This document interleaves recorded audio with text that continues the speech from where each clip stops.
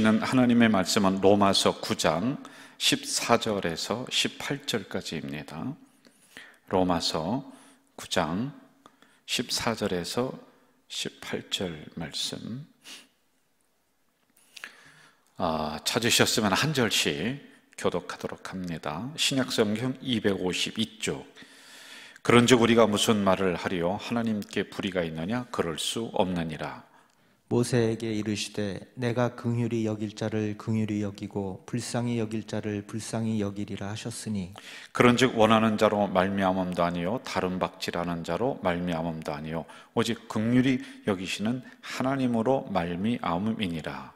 성경이 바로에게 이르시되 내가 이 일을 위하여 너를 세웠으니 곧 너로 말미암아 내 능력을 보이고 내 이름이 온 땅에 전파되게 하려 함이라 하셨으니. 18절 합독합니다. 그런즉 하나님께서 하고자 하시는 자를 긍휼히 여기시고 하고자 하시는 자를 완악하게 하시느니라. 아멘. 우리 가자 성도 공동체 성도 여러분 반갑습니다. 제가 모처럼 이렇게 수요 강의에 또 서는 것 같아요. 여러분 전처럼 볼펜을 하나 준비하시고 우리 성경책을 펴놓으시고 또 적어야 될 부분들이 있으면 노트도 하나 옆에다 놓으시면서 저랑 공부하는 시간을 이렇게 갖도록 하겠습니다. 이제 텅 빈 성전에서 영상으로 예배를 계속 드리다 보니까 저도 이게 습관이 되는 것 같고 성도님들도 또 습관이 되는 것 같고, 그런데 이런 부분들은 어쩔 수 없는 상황에서 우리가 이렇게 하고 있다는 것을 알아주시고요. 우리가 대면해서 이렇게 성경 공부하고 예배를 드리지 못하지만은 그래도 있는 자리에서 여러분 좀 정성을 다해서 이 말씀 속으로 함께 들어오면서 이 말씀에서 주시는 하늘의 그 비밀을 우리가 깨달아 나가는 시간이 되기를 바라요. 최근에 또 확진자가 기독교 단체라고 하는데 이제 불분명해요. 근데 또 일어났습니다. 뭐 기독교 단체건 뭐건 간에 하여간 오늘 신문에 보니까 기독교라고 하면 이제 넌더리가 난다 뭐 그런 기사도 있더라고요. 참 이럴 때 우리가 조금 조심을 좀 해야 되는데 그렇지 못한 안타까움들이 있습니다. 뭐 누구든지 코로나는 걸릴 수 있습니다. 그 코로나 걸렸다는 자체를 비난하는 건 아니에요. 여러분 그걸 잘 봐야 돼요. 걸린 사람이 왜 죄인이에요? 근데 그 과정이 어땠느냐라고 하는 거예요. 조심조심 하는데 내가 어쩔 수 없이 이런 전염병에 노출이 됐다. 여러분도 될 수 있고 나도 될 수 있어요. 그런데 뭐 이게 뭐 막 그냥 했던 행태를 보니까 이게 가관이 아니에요. 과학적으로 하나님이 자기들을 지켜주신다. 목사님 제가 들어도 웃기는 얘기예요. 그러면서 한 방에 몰아놓고 같이 막 하고 방역인 뭐건 다 신경 안 쓰고 마스크 벗고 서로 막 침 튀기며 찬양하고 이럴 때 우리가 좀 조심해 주는 게 그게 예의 아닙니까? 그게 어떻게 믿음이에요, 여러분? 그게 우리 기독교인들이 앞장서서 해야 될 부분인데, 또 최근에 일어나는 일들 중에 하나가 뭐냐 하면은 기독교를 박해를 한다. 이 박해적 프레임으로 이 상황을 이렇게 몰고 가는 경우가 없지 않아 있더라고요. 저는 뭐 정치 이야기는 제가 하고 싶지 않아요. 아마 조금 이따가도 그 말씀 나올 텐데, 그런데 여러분 그걸 떠나서 우리가 기독교인이 좀 앞장서서 해줘야 되는 거, 이거는 상식적인 거 아니에요? 제 얘기가 좀 틀렸나요? 어떻게 이게 믿음의 차원으로 이걸 자꾸 끌고 가려고 하느냐, 이런 좀 안타까움들이 있어요. 우리 기독교인은, 우리 그리스도인은 좀 의식이 높아야 돼요. 정치인들 수준에서 노르면 안 돼요, 여러분. 낮은 수준이거든요, 거기는. 그래서 이런 부분을 뭐 양극화시켜서 서로 싸움질을 하게 하려고 하는 그런 것을 우리가 좀 넘어서서 이럴 때 우리가 더 앞장서서 손 씻고 마스크하고 더 조심하고 또 그런 계몽 운동을 우리가 또 펼치고, 원래 초대교회 때도 여러분 이 전염병이 있었어요. 그런데 어떻게 했냐면 기독교인들, 그리스도인들이 이때 앞장을 섰습니다. 그래서 기록의 역사에 보면은 많은 무리들이 도시를 빠져나가는데 일단의 무리들이 다시 도시로 들어와서 병자들을 돌봐주고 그들을 씻겨주고, 그리고 이런 방역이라든지, 그때 뭐 방역이 특별히 뭐가 있었겠어요? 그냥 깨끗이 하는 거.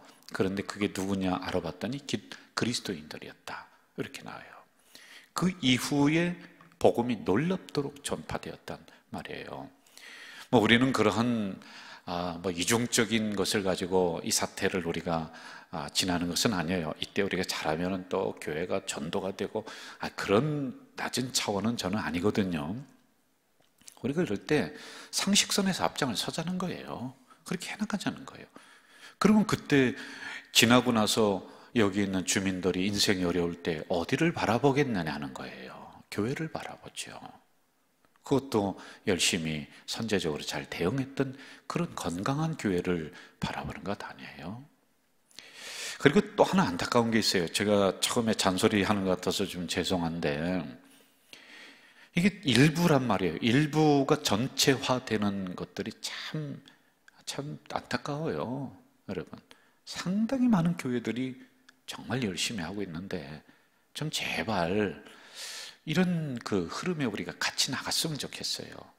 그분들 때문에 이 수많은 목사들이, 수많은 교회들이 이렇게 욕을 얻어먹어서야 이게 되겠냐는 거예요. 이런 부분에 우리가 좀 조심하자고요. 지도자들인데, 지도자들은 위기 상황에서 그런 어떤 정신력이 좀 높아져야 되고 사람들을 그렇게 이끌어 가야지만이 되는 건데 참 이런 부분이 제가 안타까운 부분 중에 하나란 말이에요. 자, 이건 제가 안타까워서 했던 이야기니까 여러분들 잘 들으시고, 또 우리 교회 잘하고 있습니다. 우리 교회도 정부의 그 지침에 따라서 하고 있는데 10% 이게 조금 애매해요. 그래서 조금 더 지켜보기로 했으니까 또 변화되는 상황이 일어나면은 목회 서신을 통해서 우리 성도님들에게 알려드릴 거예요. 좀 기다리시면서 이렇게 가봅시다. 자, 오늘은 이제 14절, 15절부터 이렇게 쭉 강해를 해나가도록 하겠습니다. 먼저 이 강해를 하기 전에 제가 질문을 좀 드려볼게요. 우리 여성분들에게. 부인들이 남편에게 가장 화가 날 때가 언제냐? 언제 화가 나요? 나는 너무 화가 난다. 남편이 이런 행동에. 씻지 않는 거, 함부로 돈을 쓰는 거, 또는 함부로 자기를 대하는 거, 여러 가지가 있을 수 있죠. 또는 자기 친정집에 대해서 함부로 이야기하는 거, 자기의 자존심을 건드리는 거, 여러 가지가 있을 수 있습니다. 그 남자들에게 물어볼게요. 우리 남편분들은 아내에게 어느 때 가장 화가 나요? 어느 때요? 저 같은 경우는 이제 예를 들어볼 수가 있겠는데요. 이제 보편적으로 돈 못 벌어온다고 막 구박할 때 남자들이 화가 많이 난대요. 그리고 당신이 이제 다 늙었다고. 근데 안 늙은 것 같거든요. 근데 그럴 때 그걸 이제 시인하고 싶지 않대요. 그리고 또 하나가 있는데 저는 여기에 들어가는 것 같아요. 가장으로 인정해 주지 않는 것처럼 여겨질 때. 남자들은 이게 나이가 들면 들수록 죄송해요. 우리 남자분들 속이 좁아져요. 진짜입니다. 저도 그래요. 이게 굉장히 이해하는 폭이 좁아져요. 속이 좁아진다고 하는 거야. 이걸 가지고요. 그리고 작은 소리에 민감해지고 오해를 많이 해요. 여성분들은 그렇지 않은 것 같아요. 가면 갈수록 이게 좀 더 넓어지는 것 같은데 남자들은 자기가 가정에서 이제 필요 없는 존재인가, 인정받지 못하는 존재인가 라고 했을 때 자존심이 상하고 화가 날 때가 있고 소외감을 느낄 때가 있다라고 하는 거예요. 이렇게 남자 여자가 서로 보내는 신호가 달라요. 이걸 우리가 알아야 돼요. 한번 같이 따라해 볼까요? 나와 다르다. 달라요. 틀린 게 아니라 달라요. 그래서 남자는 보편성을 얘기하는 거예요. 여성들에게 보내는 사인이 여성들이 원하는 코드가 아니에요. 이걸 우리가 잘 이해를 해야지만이 되거든요. 그리고 여성들도 남자들에게 보내는 사인이 남자들이 원하는 코드가 아니에요. 남성들은 보편적으로 직설적으로 얘기합니다. 그래서 어떻게 할 거야? 그래서 뭐 살 건데 자꾸 이제 쇼핑한단 말이에요. 그러면 남성은 아예 가기 전부터 뭐라고 하냐면 오늘 백화점 가서 아니면 어떤 마트 가서 사야 될 것 무엇 이렇게 딱 정해놓고 가려고 해요. 그런데 여성분들은 가서 보자는 거예요.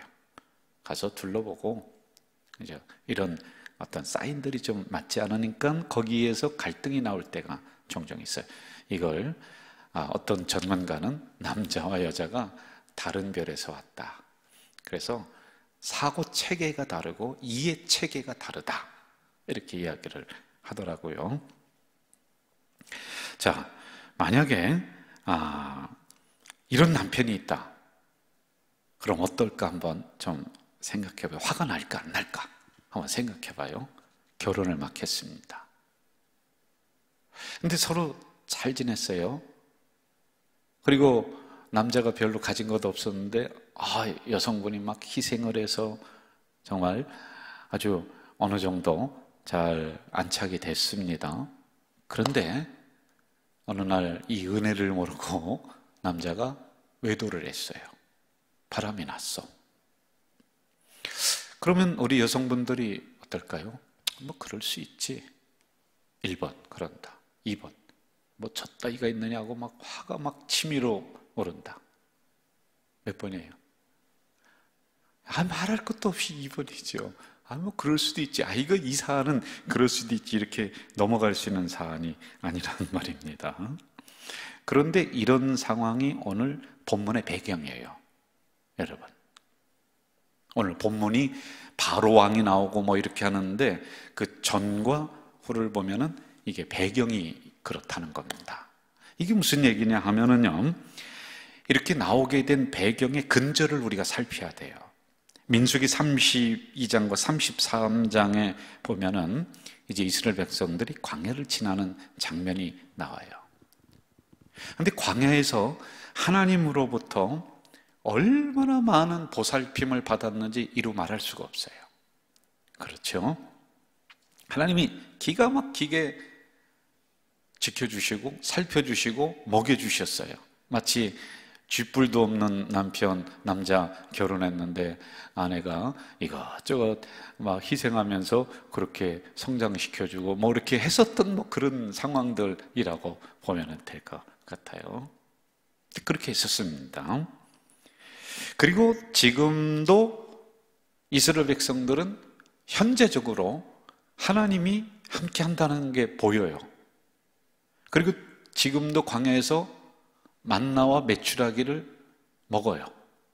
만나를 아침에 가서 따서 먹습니다. 그러니까 현재적인 거거든요, 이거는요. 이게 계속 은혜를 내가 너에게 베풀고 있다. 보살피고 있다. 너를 돌보고 있다. 이런 증거들이 현재적으로 이들에게 있습니다. 자, 그런데 여러분, 여기에서 우리가 한 가지 조심해야 될 것은 이거는 현재적으로 보이는 현상들이에요. 이건 있을 수도 있고 없을 수도 있어요.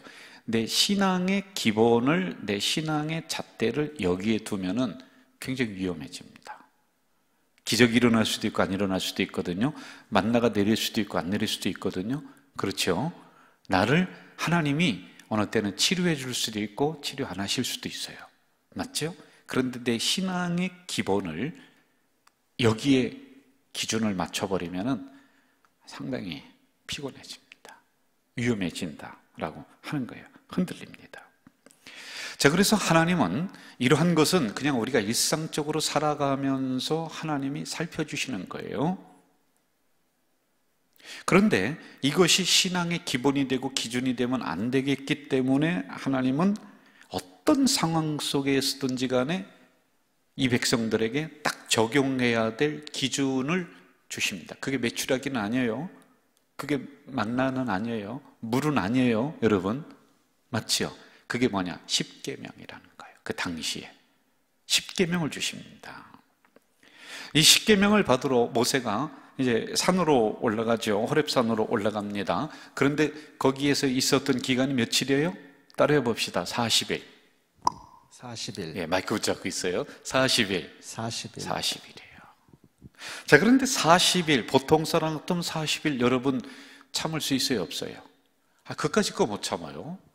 40일 참지 몇 달도 우리 1년 이상을 지금 참아 나가는데 그 모세가 이 십계명을 받으러 이 집단에서 이 그룹에서 잠깐 벗어났어요. 40일 동안 벗어났습니다. 그러면은 보통 그 그룹이라고 하면은 야 우리 지도자가 하나님과 관계를 가지면서 아주 귀중한 걸 응답을 받아가지고 온다고 했어. 그러니까 우리 그동안에 더 기다리자, 더 기도하자, 더 모이자, 야 우리 더 열심히 하자. 보통 이래야 되는 거 아니에요? 여러분 제가 틀려요? 제가 몇 년 전에 안식년을 맞이했어요. 한 2달 정도. 저는 떠날 때 무척 걱정했어요. 야 이거 내가 이렇게 있다가 2달 정도 우리 공동체 교회에 있을 때 그때입니다. 한 7년 정도 더 지난 것 같아요. 근데 걱정을 했는데요, 전혀 걱정할 게 없더라고요. 보니까 제가 안식년을 2달을 떠나는 그 기간 동안에는 우리 공동체가 더 똘똘 뭉쳐 더 기도해. 야 기가 막히더라고요. 그냥 더 전도를 많이 해. 더 예배도 더 잘 드려. 또 은혜가 막 풍성해. 보통 이래야 되는 거란 말이에요, 여러분. 그런데 어떤 형태가 일어났느냐 하면은 눈으로 보고 있었을 때 모세는 믿을만 했습니다. 그런데 모세가 안 보입니다. 산에 올라갔어요. 보통 더 기도하고 도망치고 하는 것이 아니라 이 이스라엘 집단에게 들어오는 생각이 뭐가 들었냐면은 한 며칠쯤 지나니까요, 혹시 이거 모세 도망간 거 아니야? 우리 여기까지 데리고 나서 말이야 지 혼자 살겠다고 도망간 거 아니야? 이 생각이 싹 들어와요. 제가 이제 추측을 하는 거예요. 성경에 나온 건 아닙니다만은 타당한 추측들입니다. 그랬더니 의심을 하니까 그 다음에 어떻게 되느냐면은 야 이거 하나님이 모세가 도망간 것은 기정사실 같고, 그러면 하나님이 우리를 광야에서 고아처럼 버려두는 거 아니야? 여러분 지금 만나가 내려와요. 지금 그들과 함께 하고 있다는 증거인 불기둥이 있어요. 구름기둥이 있어요. 그런데도 이게 들어와요. 희한하죠, 여러분? 지금 하나님 함께 하고 있는데도 의심이 딱 들어오니까 이 생각이, 이게 보이지가 않아요. 눈을 가리는 겁니다. 여러분, 의심의 병은 눈을 가리는 거예요. 부인을 못 믿어요. 남편을 못 믿어요. 의심은 엄청난 정신적인 질병이에요. 못 고치는 게 아니라 고치기가 어려워요. 제가 그런 분들을 많이는 본 건 아니지만 경험을 했습니다. 우리 교회는 아니에요. 간접적으로 다른 데서 경험을 했는데요, 세상에요, 어디 남편이 전화도 못 받아요. 여자한테서 왔대. 여자한테서 왔다는 거예요. 이 정도로 돼버리는 거예요. 자, 그래서 의심이 들어오니까 모세 이거 도망간 거 아니야? 그 다음에 그럼 하나님이 우리를 고아처럼 이 땅에 여기 광야에서 죽게 하는 거 아니야? 그랬더니 그 다음에 이들에게 나온 태도는 뭐냐? 불평이 나오고 불만이 나옵니다. 자기들끼리 수군거리는 거예요. 그때 모세 행동이 수상했어. 그거 봐. 그때 그 있잖아, 그거. 그때 알아봤어야 됐어. 이 인간 말이야, 이거 우리 여기까지 오게 하고 더 자신 없으니까 어딘가 토낀 거야, 도망간 거야. 이거 그때 그 말하는 거 봐. 그게 그거야. 이렇게 이제 발전을 하게 되는 겁니다. 결국에는 모든 것을 믿지 못하는, 하나님도 믿지 못하는 이런 상황 속으로 그들이 가게 되는 겁니다. 하나님을 못 믿겠다는 거예요. 그러자 그들이 어떤 일이 일어나느냐 하면은, 여러분 잘 들으셔야 돼요, 이 부분. 이들이 이제 못 믿겠다. 모세도 못 믿겠고 눈에 보이지 않는 하나님도 이거 우리 여기서 버려둔 것 같아. 아니, 또다시 얘기해요. 지금 하나님의 은혜가 임하고 있는데도 그 생각한다니까. 이게 무서운 거예요. 그리고는 야, 이거 이때도 살아가던 우리 여기서 죽을 거야. 고아처럼 버려질 거야. 하나님을 대신하고 모세를 대신할 수 있는 대체물을 하나 만들자. 눈에 보이는 대체물을 하나 만들자. 이렇게 나와요, 여러분. 이게 인간이에요. 하나님을 안 믿는 사람들은, 여러분, 무신론자는 없습니다. 나는 신을 안 믿는다. 하나님이 없는 사람은 하나님 대신 또 어떤 것에 대체물을 하나씩 다 가지고 있어요.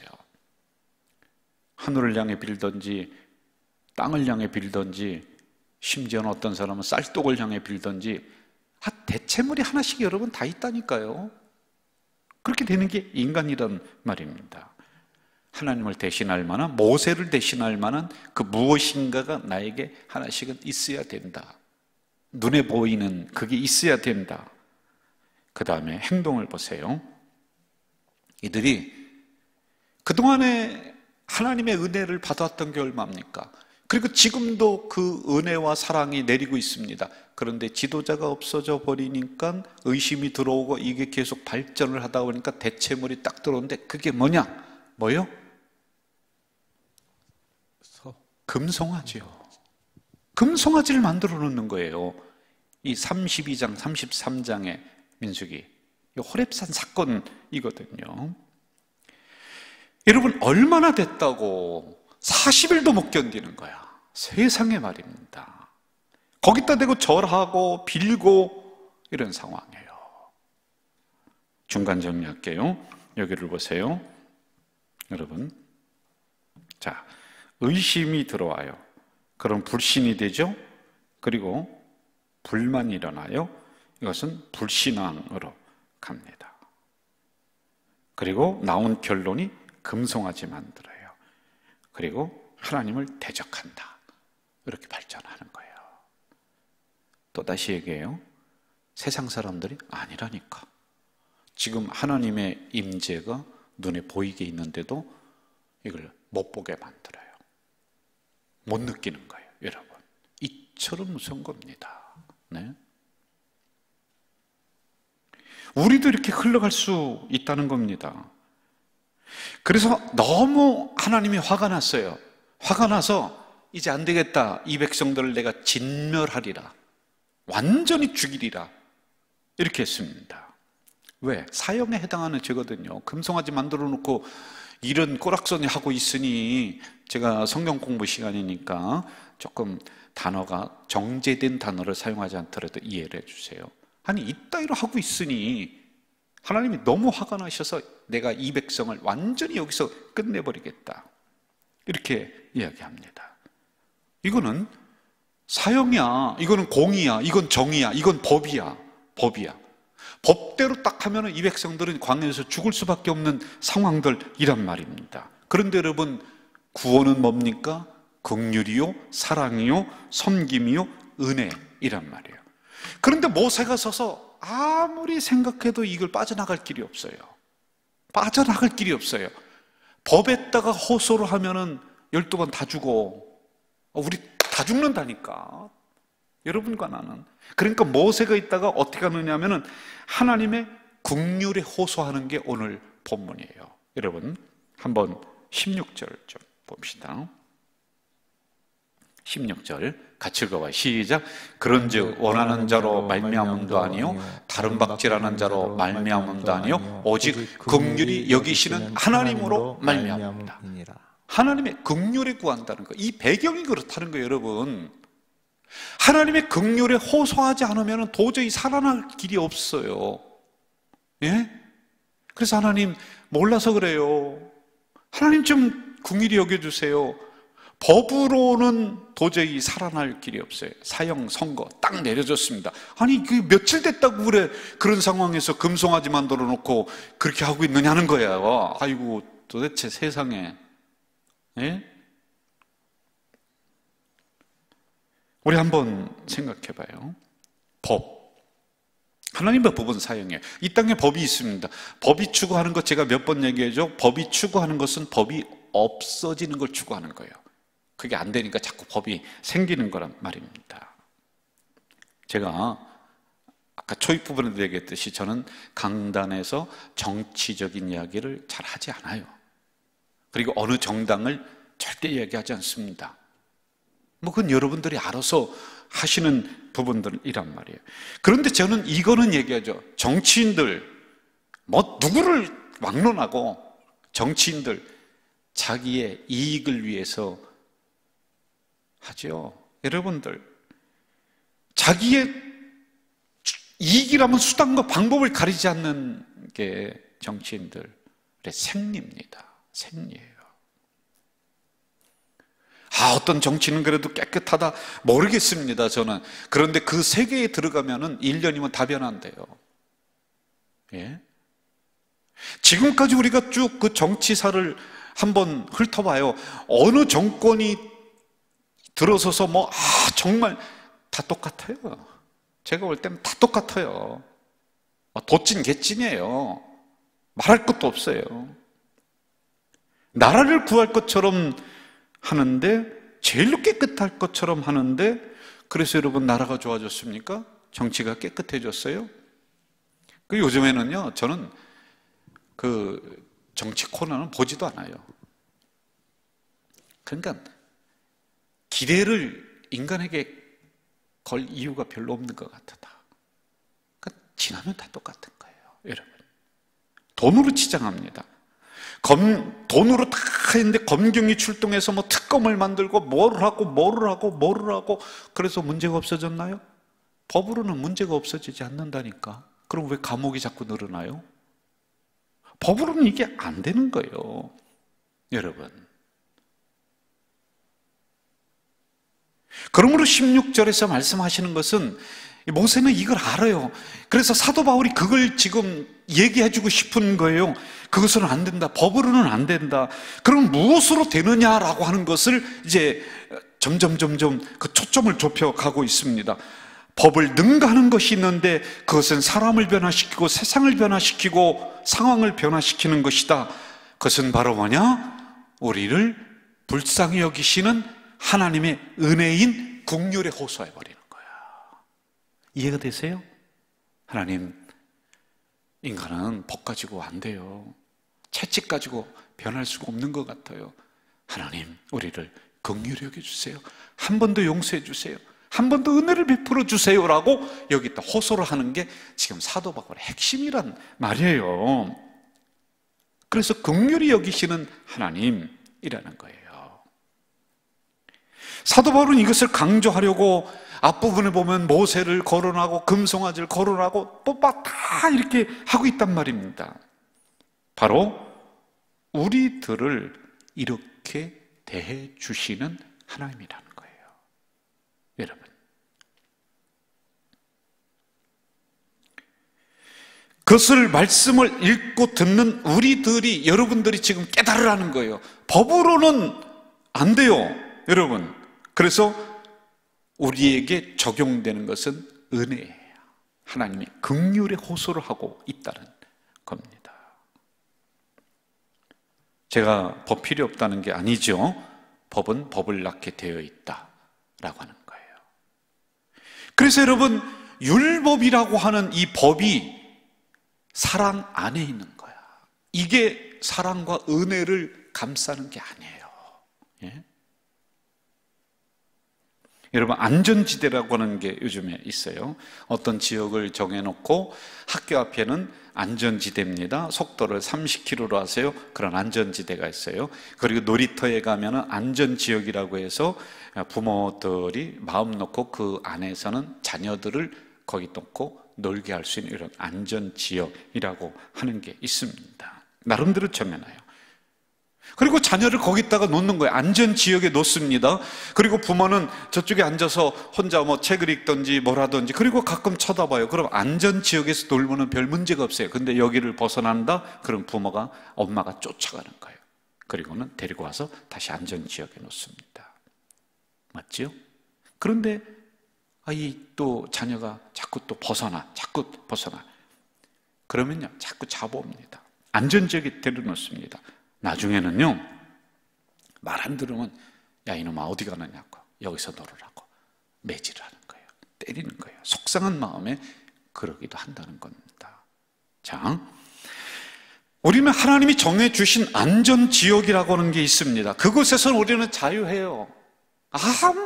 뭘 해도 괜찮습니다. 안전지역에서 적용되는 것은 법이 적용되는 게 아니에요. 은혜가 적용되는 거예요. 긍휼이 이걸 벗어나면 법이 적용하는 거예요. 하나님이 그래서 끌어오는 거예요. 이 안전지역으로 우리를 끌어오는 거예요. 이걸 벗어나니까 통제가 들어오는 거예요.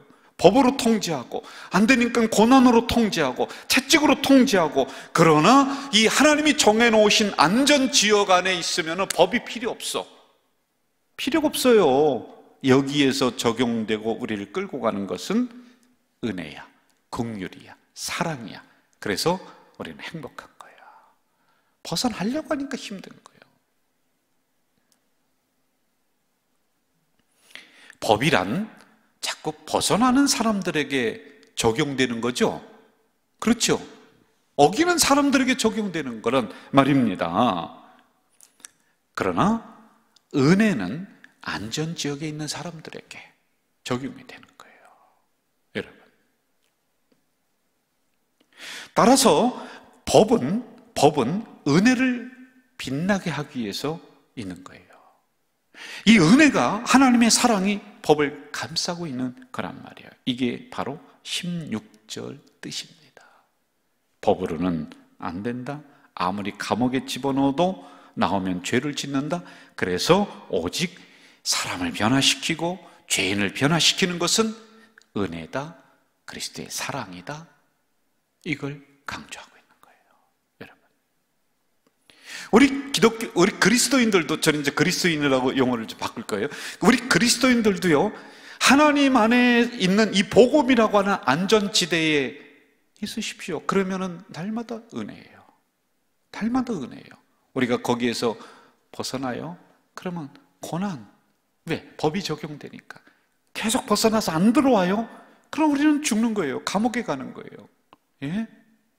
그래서 우리를 다시 하나님은 고난을 통해서 은혜 안으로, 복음 안으로 우리를 끌어들이는 거란 말이에요.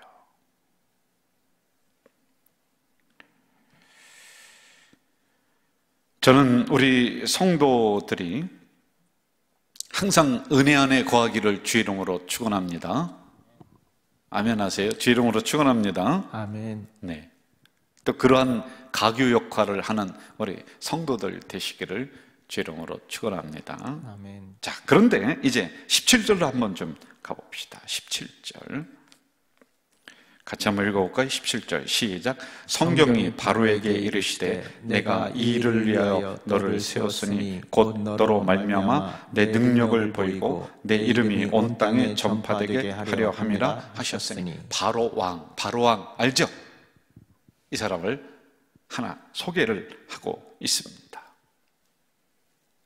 자, 이게 무슨 그 의미냐 하면은, 우리가 이제 안전지대 안에, 은혜 안에 우리가 거합니다. 저는 우리 성도님들이 그리스도의 사랑과 은혜 안에 거하는 우리 성도님들인 줄로 믿습니다. 그런데 또 하나의 세계를 지금 소개를 하고 있어요. 바로 왕이 거했던 그 세계. 그 세계는 어떤 세계냐? 하나님이 그렇게 그 사람을 사용했다는 거예요. 불행하지요. 사실은요. 부정적인 역할이요, 심판의 도구요, 이스라엘을 핍박하는 역할이요, 하나님이 그 존재를 그렇게 사용했다는 거예요. 저는 이제 16절 은혜 안에 거하는 것을 넘어서서 은혜의 도구가 우리가 돼야 되고, 하나님이 선하게 사용하는 도구가 돼야지만이 됩니다. 그런데 17절에서는 그렇게 부정적으로 사용하는 사람들이 있음을 우리에게 소개를 해주고 있습니다. 하나님이 그렇게 쓰는 사람들이 있다는 거예요. 지금 로마서 우리가 9장을 하고 있습니다. 이 로마서의 배경, 전체적인 배경은 사도 바울이 목회를 하면서 하나님이 사용하시는 사람, 가만히 보니까 두 부류가 나눠지는 거예요. 은혜로 사용하시는 사람이 있습니다. 그 역할을 하게 하는 사람이 있어요. 그런데 부정적인 역할이에요. 그리스도인임에도 불구하고 비판의 역할이에요. 하나님의 도구의 심판의 도구로 사용돼, 그 사람 너무 피곤한 거예요. 너무 피곤한 거예요. 힘듭니다. 그러면서 우리들에게 우리 스스로를 한번 살펴봐라. 너는 지금 그리스도의 사랑 안에, 긍휼 안에 거하면서 그렇게 사용되어지는 존재냐, 아니면은 바로 왕처럼 하나님에게 부름은 받았는데 심판의 도구로, 불평의 도구로, 또는 분쟁의 도구로 이렇게 사용되어지느냐라고 하는 것을 우리들에게 되묻고 있는 거예요. 여러분 18절로 가봐요. 더 분명해지고 있어요. 18절 시작. 그런즉 하나님께서 하고자 하시는 자를 긍휼히 여기시고 하고자 하시는 자를 완악하게 하시느니라. 이게 분명해요. 하나님이 은혜로 여기는 사람이 있고, 하나님이 법으로만 대하는 사람이 있고, 하나님이 화합의 도구로만 사용하는 사람이 있고, 하나님이 분열의 도구로 사용하는 사람이 있다는 거예요. 하나님이 사용하시고자 하는 사람이 있다는 거예요. 여러분, 그럼 우리는 어떻게 사용되기를 바라요? 어디에 속해 있기를 바라는 거예요? 여러분, 저는 우리 가족 공동체의 성도 여러분이 복음의 안전지대에 있기를, 그래서 여러분에게 적용되는 것은 그리스도의 축복이요 사랑이요 그리스도의 은혜만이 적용되는 우리 성도들 되시길 주의 이름으로 축원합니다. 아멘. 여러분, 우리가 바로왕처럼 그렇게 사용되어지면 안 돼요. 디모데후서 2장에 보면은 한 집에 금그릇이 있고 은그릇이 있고 질그릇이 있고 토기그릇이 있다, 이렇게 나오는 비유가 있습니다. 자, 그런데 여기 보면은 누군가의 아직도 내가 사용되고 있는 그릇이냐, 이걸 물어요. 그러면은 금으로 만들었냐, 은으로 만들었느냐, 나무로 만들었느냐, 흙으로 만들었느냐는 중요하잖아요. 그 본문을 가만히 살피면요. 그럼 뭐가 중요하느냐 하면은 그 안에 들어있는 게 뭐냐, 그게 더 중요한 거예요. 그래서 아무리 금그릇이다 할지라도 그 안에 담겨있는 내용물이 더러우면은 사용하지 않는다, 귀하게 여기지 않는다. 귀 쓰는 것이 있고 철이 쓰는 것이 있다라고 거기에는 말씀을 해주고 있단 말입니다. 주인은 금그릇만 선호하는 게 아니에요. 그 안에 담겨져 있는 내용물, 그릇이 더럽다, 그럼 아무리 은으로 반짝반짝하게 만들어 있어도 사용하지 않는다는 거예요. 이해가 되시나요? 하나님도 그러하다는 거예요. 사용할 만한 사람의 재료가 귀한 게 아닙니다. 우리는 천한 존재였습니다. 우리는 가난한 존재입니다. 우리는 어쩌면 질그릇 같은 인생이요, 어쩌면 토기그릇 같은 인생일 수 있습니다. 타고날 때부터, 우리는 태어날 때부터 금그릇 같은 그런 인생은 아니었습니다. 그러나 하나님은 그것을 보시는 것이 아니라 그 그릇 안에 담겨 있는 내용물이었다니. 아무리 금그릇이도 그 안에 보니 분열이요, 싸움이요, 분쟁이요, 시기요, 하나님이 안 사용한다는 거예요. 그런데 내 안에 담겨 있는 내용물이 은혜요, 사랑이요, 섬김이요, 하나님이 귀하게 여겨주시고 귀하게 사용한다는 거예요.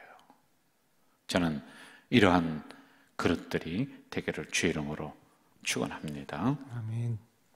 일생 살아가면서 우리가 다른 사람에게 상처를 주며 살아갔다, 그러지 말고요, 나의 온 열정을 정말 복음을 위해서 내가 헌신했다, 그렇게 나를 하나님이 사용했다, 얼마나 여러분 좋습니까? 일생 나는 은혜 안에서 맨날 벗어나려고 도망가고, 그래서 일생 동안 고난받으면서 하나님이 또 끌어오고, 용서해 주시니까, 불쌍히 여기시니까 또 끌어오시죠. 그런데 그 과정이 너무 힘들어요. 그런데 은혜 안에 거하면서 하나님이 이렇게 나를 잘 사용하셨다, 하나님이 화합의 도구로 사용하셨다, 얼마나 좋습니까? 교회 부흥하는 도구로 사용하셨다, 그런 그릇으로 사용하셨다, 여러분 얼마나 감사합니까? 좀 건설적인 곳에, 좀 비전이 있는 곳에 우리 성도들이 그렇게 사용되어지는 성도들 되시기를 주의 이름으로 축원합니다. 정리하겠습니다. 자, 한번 여기를 보시죠. 은혜 앞에서 잠시 어려움이 온다고 우리는 금송아지를 만들고 있지는 않는가? 대체물을 우리는 찾습니다. 혹시 내 신앙은 그것이 아닌가? 눈에 보이지 않더라도 하나님을 굳게 붙잡고 나가는, 변질되지 않는 우리 성도들 되기를 바라요. 자, 두 번째, 법이 적용되는 것이 아니라 은혜가 적용이 된다. 은혜가 적용이 되는 거예요, 여러분. 그래서 복음이라고 하는 이 안전지역 안에 거하는 우리 성도들이 되시길 바라요. 그 다음에 세 번째, 그러기 위해서 우리를 은혜의 도구로 쓰게 할 것인가, 아니면 심판의 도구로 사용되게 할 것인가. 여러분, 내용물이 중요해요. 금그릇도 그 내용물이 분쟁, 시기, 투기가 가지고 있으면 하나님이 그렇게 사용하십니다. 그런데 아무리 질그릇이다 할지라도 그 안에 들어있는 내용물이 사랑이요, 은혜요, 감사요, 이런 것이 충만하면 하나님이 은혜의 그릇으로 그렇게 사용할 줄로 믿습니다. 아멘. 저는 우리 가족 공동체가 이런 어려운 시절을 우리가 살아가면서 이왕이면은 하나님의 사랑을 전달하고 하나님의 은혜를 전달하는 그러한 도구들이 되기를 간절히 축원합니다. 그래서 여러분, 주변에 있는 사람들에게 그리스도의 사랑을 넉넉하게 전달하는 통로가 되고요, 말로 그들을 격려하면서 나가는 그렇게 사용되어지는 우리 성도들에게 다 되기를 주의 이름으로 축원합니다.